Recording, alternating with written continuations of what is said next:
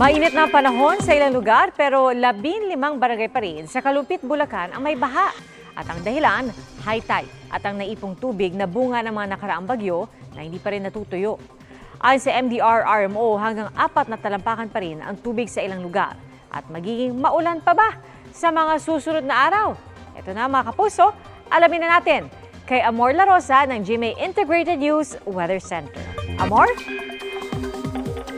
Maraming salamat, Pia. Di gaya itong mga nakalipas na araw at linggo, unti-unti nang mababawasan ng mga pag-ulan sa malaking bahagi ng ating bansa.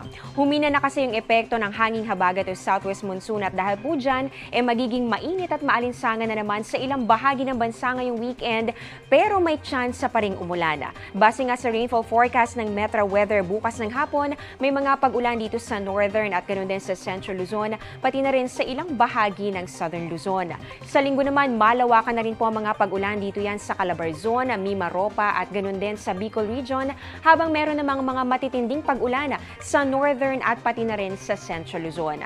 May mga kalat-kalat na ulan bukas ng hapon sa malaking bahagi po yan ng Visayas at ganyan din ang mararanasan pagsapit na linggo at merong mga malalakas na pag-ulan dito sa Negros Provinces at ganoon din sa bahagi ng Cebu.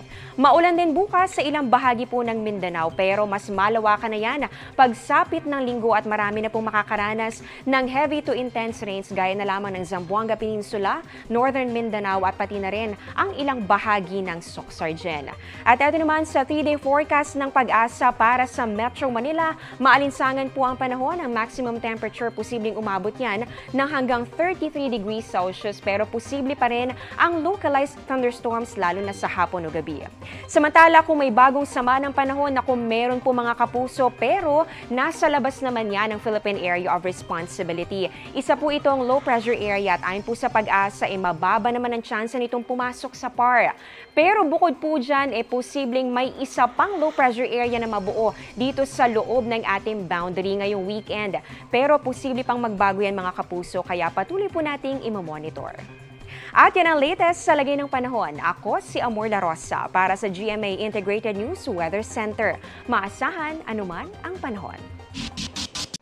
Mga kapuso, kasama nyo kami anuman ang panahon. Mag-subscribe sa GMA Integrated News sa YouTube.